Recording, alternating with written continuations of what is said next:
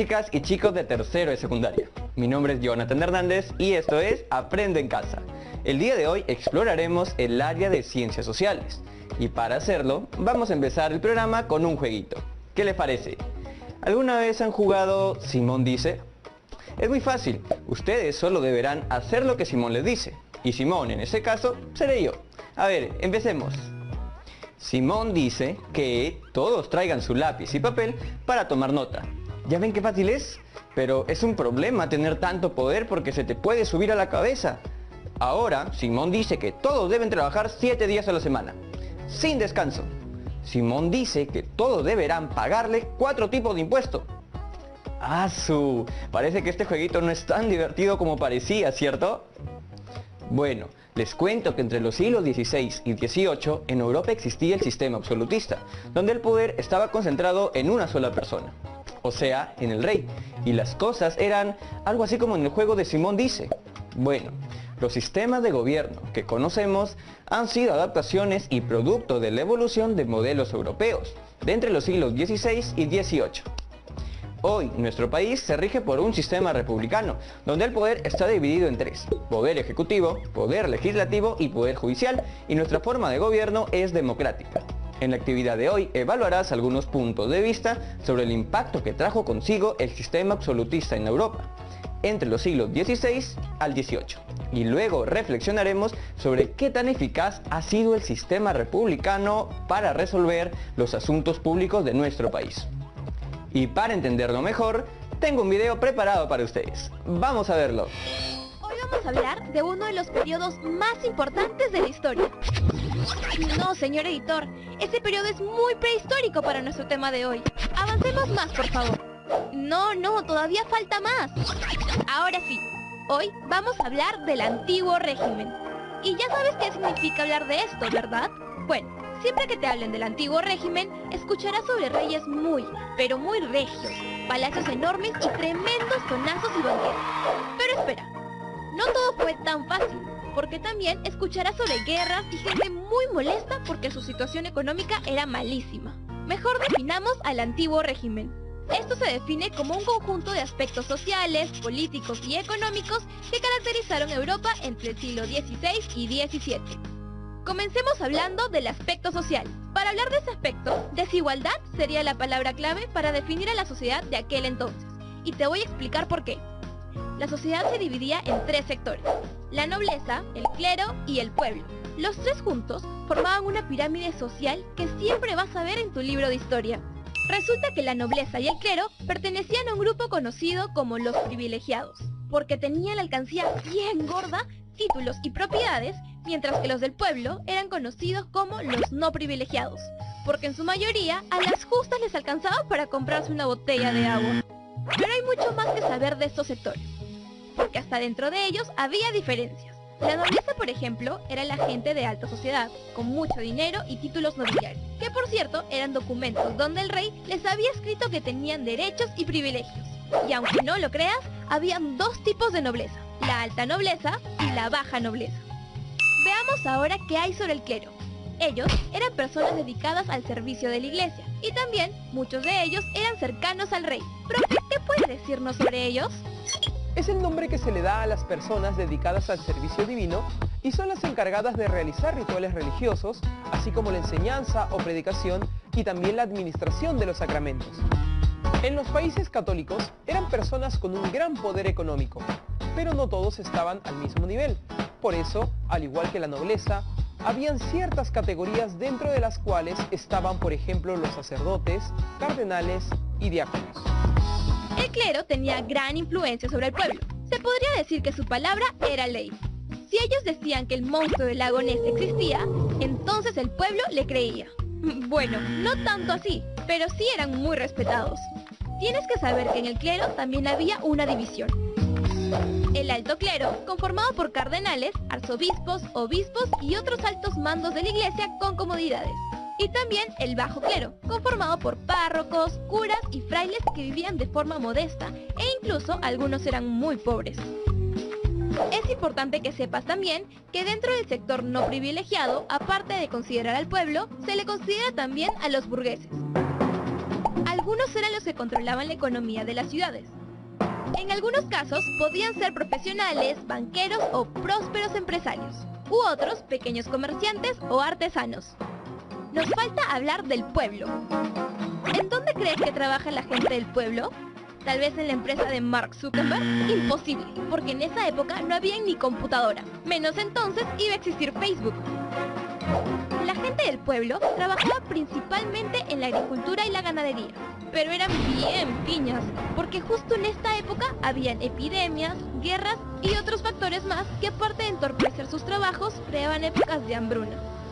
Como verás, para ellos las cosas no eran tan bonitas que digamos. Claro, ellos, aparte de no ver mucho dinero, de trabajar lunes, martes, miércoles, jueves, viernes, sábado y domingo, encima tenían que pagar impuestos. ¿Crees que eso fue todo? Pues créeme que no, porque encima recibían abusos de las autoridades. Recuerda que el antiguo régimen se caracterizaba porque el rey tenía el poder de todo. Le seguía la nobleza, que eran personas que tenían poder político y económico, luego el clero y finalmente el pueblo. ¿Te imaginas cómo habrá sido la vida en esas épocas? ¿Cómo eran sus ropas? ¿Cómo se divertían? Sin luz, sin internet, sin WhatsApp. Ay, vaya diferencia, ¿verdad? Mejor continuemos con el tema porque aún nos quedan dos aspectos muy importantes, político y económico. Ahora hablemos del aspecto económico. La desigualdad social era consecuencia de la mala administración del dinero.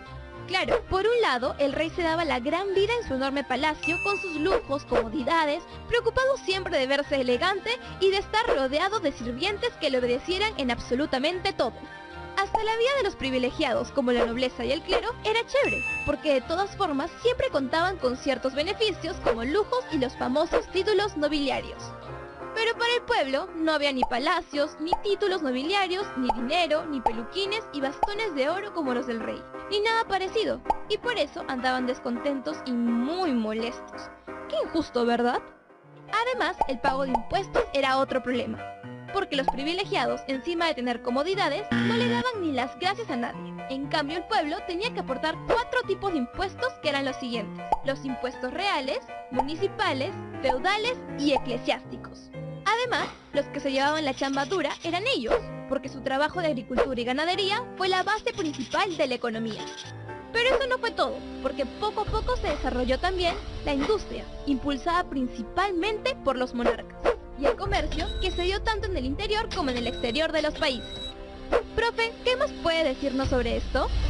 En el antiguo régimen, el aspecto económico empieza a tomar fuerza tanto en la industria como en el comercio. Por un lado, la industria fue impulsada por los reyes, quienes al tener gran poder y dinero intentaron poner grandes fábricas que en realidad terminaron siendo grandes talleres artesanales.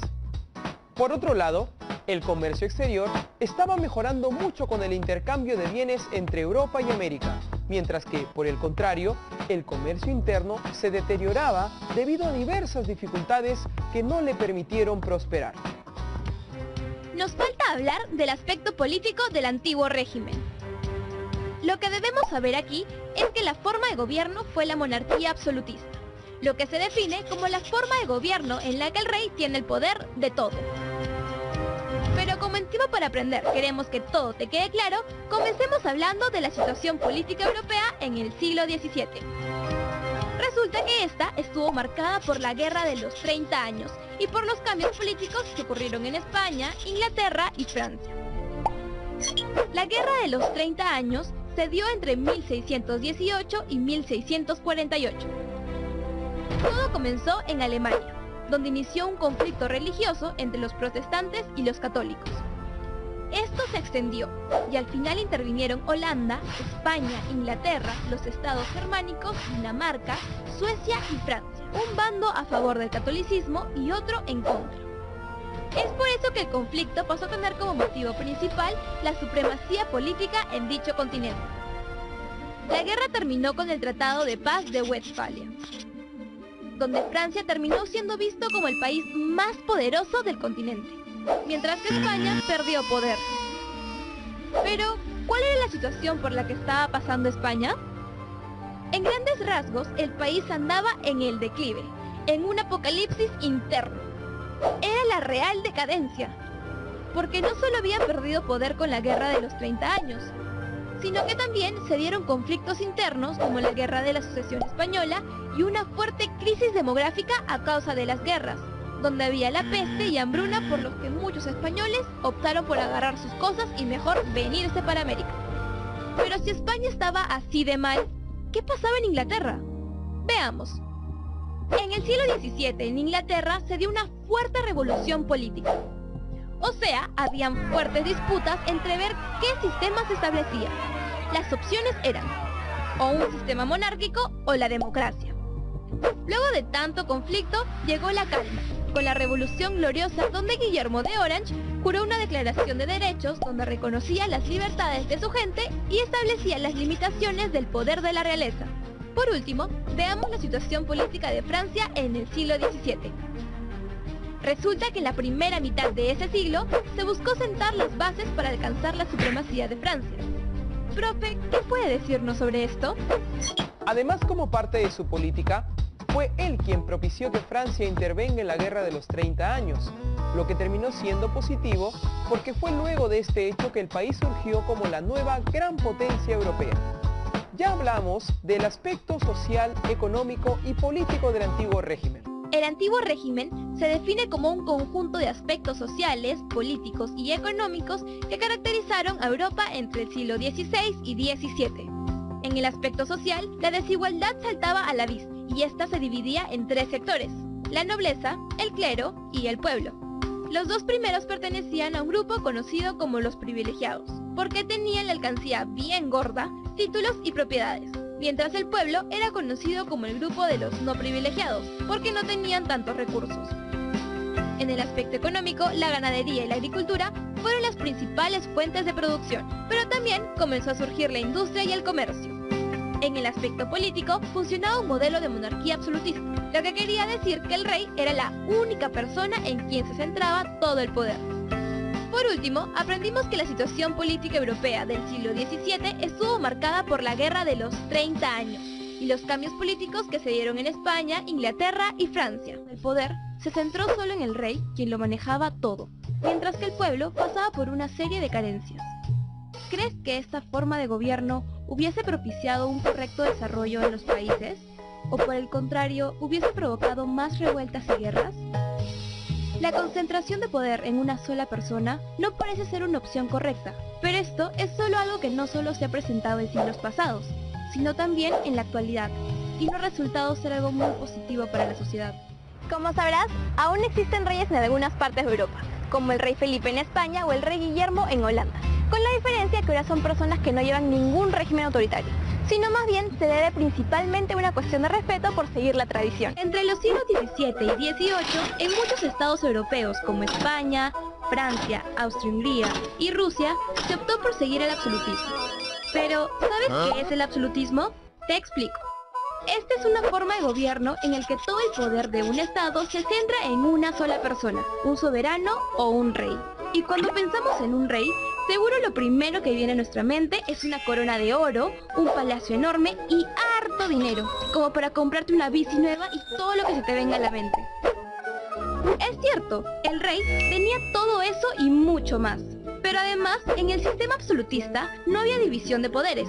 El poder ejecutivo, legislativo y judicial eran ejercidos por la misma autoridad, el rey. Imagínate, nadie lo controlaba ni supervisaba. No vas a pensar que se la pasaba todo el día jugando póker o tomando un baño en sus tinas de oro, ¿verdad? Para nada. El rey también tenía que cumplir con funciones políticas, como comandar ejércitos, determinar impuestos, brindar o quitar privilegios, y dirigir la administración entera del Estado. Para imponer su autoridad, el rey tenía un ejército con el que conquistaba pueblos y se defendía o atacaba a otros estados extranjeros. También eran ellos quienes tomaban las decisiones sobre lo que se hacía o no en su gobierno. O sea, si el rey quería, hasta podía darle WhatsApp gratis a todo el pueblo. Ok, no. Eso sí, para tomar decisiones, casi siempre eran asesorados por sus consejeros, aunque eran ellos quienes tenían la última palabra.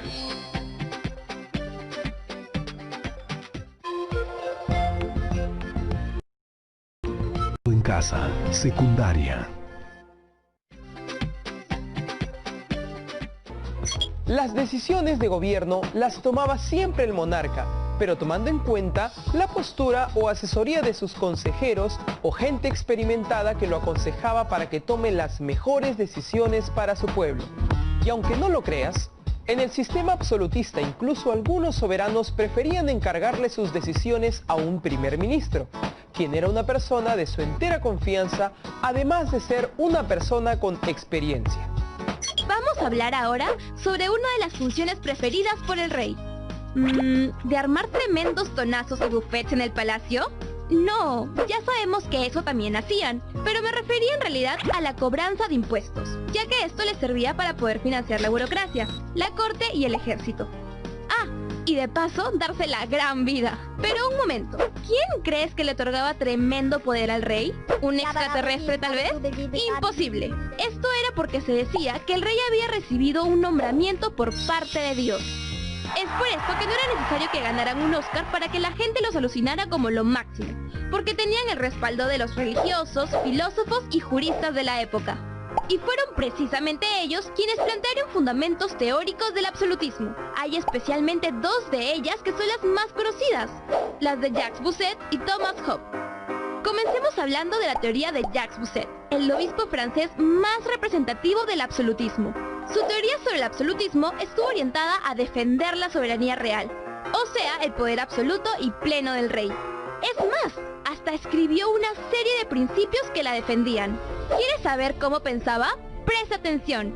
Para él, la monarquía tenía las siguientes características fundamentales. Ser sagrada, ya que el poder tenía origen divino, o sea, era otorgado por Dios. También fundamentaba que la monarquía era absoluta, porque como el poder proviene de Dios, los hombres no podían ponerle límites. El paternalismo era otra característica, debido a que el rey siempre debía buscar lo mejor para sus súbditos, y por lo tanto tenía que ser visto como un padre. El rey vivía una vida muy cómoda, pero también tenía grandes responsabilidades, sobre todo con el pueblo. Si quieres saber más sobre el tema, te recomiendo que veas películas como La Pasión del Rey, inspirada en uno de los reyes más recordados en el mundo, Luis XIV. O también puedes ver María Antonieta, una película increíble que fue grabada en el mismo Palacio de Versalles. ¿Puedes creerlo? Aún queda mucho para aprender sobre el sistema absolutista, así que presta atención porque ahora hablaremos de su segundo fundamento teórico y de Luis XIV, uno de los reyes más famosos en el mundo. Ahora nos queda claro entonces que para el obispo francés Jacques Bossuet, la monarquía tenía tres características. Era una entidad sagrada, era absoluta y era paternalista. Pero ahora veamos la segunda propuesta teórica del absolutismo. Por otro lado, también estaba la teoría de ese señor. ¿Lo reconoces? Es Thomas Hobbes. Este filósofo ha sido conocido por haber escrito el famoso libro Leviatán, obra que se entiende como una justificación del Estado absoluto. Una frase suya muy famosa es: el hombre es el lobo del hombre. Bueno, si no te quedó claro, esta frase quiere decir que el propio ser humano muchas veces puede ser el peor enemigo de otro ser humano. Lo que creía Hobbes con respecto al absolutismo es que este era el único sistema político capaz de crear una paz social y convivencia con todos. Pero dejando de lado las teorías, ¿te has percatado de la vestimenta tan particular que utilizaba la clase alta de la época, y en especial el rey?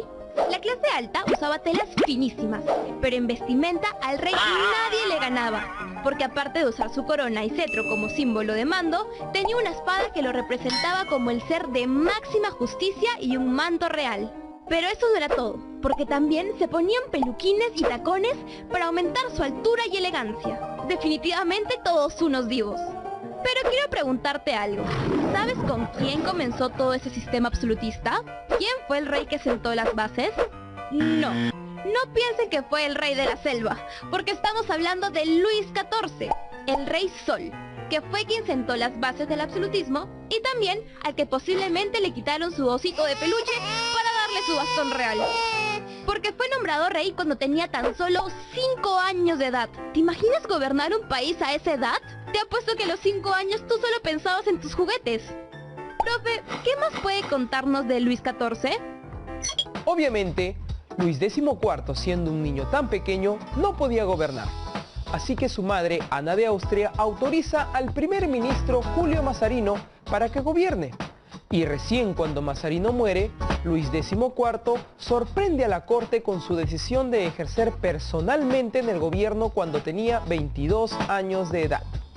Por cierto, a Luis XIV se le conoció como el Rey Sol, porque su reinado trajo prosperidad y paz a Francia, y además la convirtió en una gran potencia mundial. El rey más popular de la farándula europea, Luis XIV, no tenía el cetro, la corona y bueno, tampoco sus lindos tacos de adorno. No, él, como buen rey absoluto, aplicó políticas en el ámbito económico, administrativo y en la política internacional. Con respecto al ámbito económico, impulsó una política orientada al mercantilismo, un sistema en el que todo es comercio y exportación. Y en el que también se buscan obtener metales preciosos. Así es, pero ahora veamos qué política se aplicó en la administración. Luis, como buen absolutista, centralizó todo por completo y la nobleza se convirtió en cortesana. O sea, estaba atrás del rey para complacerlo en todo. ¡Qué suertudo! El dinero lo administro yo. Los palacios los administro yo. Los ejércitos, yo también. Mi página de Facebook, no. ¿Verdad que esa época no tenía? Nos falta hablar de lo que ocurrió en la política internacional. Aquí, el rey buscó extender sus fronteras y obviamente a la buena no lo iba a lograr. Así que inició varias guerras que le permitieron obtener ciudades como Estrasburgo, partes de Luxemburgo y Flandes. Pero, ¿quieres saber qué más hizo Luis XIV?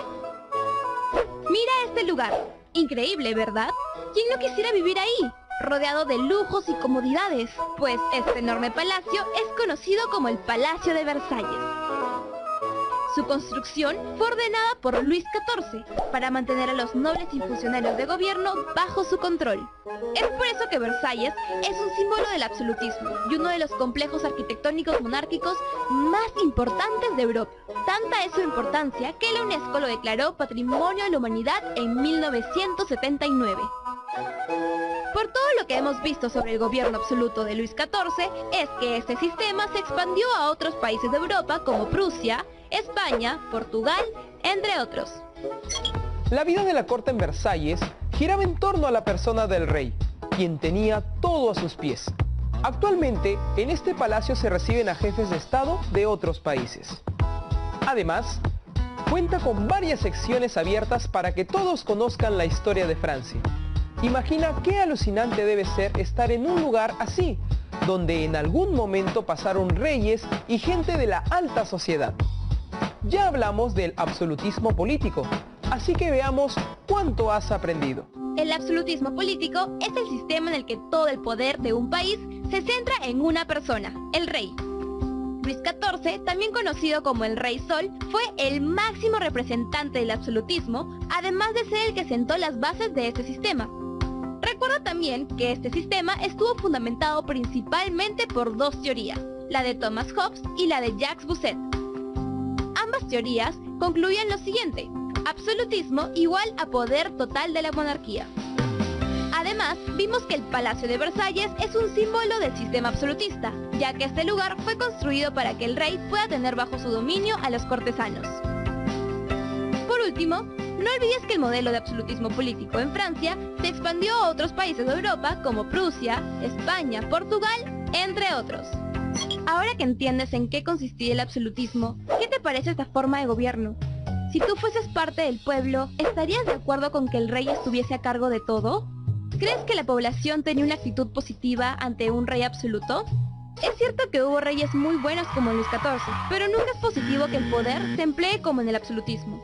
Precisamente, el hecho de que el poder se haya centrado en una sola persona le trajo problemas a Europa en los años posteriores. Ya estamos de vuelta. ¿Qué opinan del video que acabamos de ver? Ahora ya sabemos qué caracterizó al antiguo régimen, tanto en lo económico como en lo social y político. Y seguramente ustedes ahora se están preguntando, pero Jonathan, ¿qué tiene que ver este régimen absolutista con nuestro país? Chicas y chicos, para reflexionar sobre esta pregunta, tienes que cuestionarte sobre las ventajas y desventajas que trae cada sistema político. Y ahora ustedes deberán hacer ese análisis.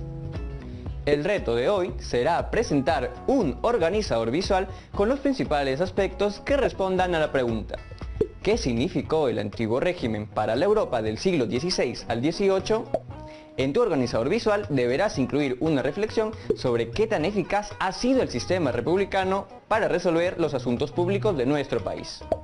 Recuerden que pueden compartir todo lo aprendido con sus primas, amigos, vecinas o familiares, y que es importante que siempre registren sus trabajos y que los guarden en sus portafolios. Así tendrán archivadas todas las evidencias de sus aprendizajes. Bueno, chicas y chicos, esto ha sido todo por hoy en Aprende en Casa.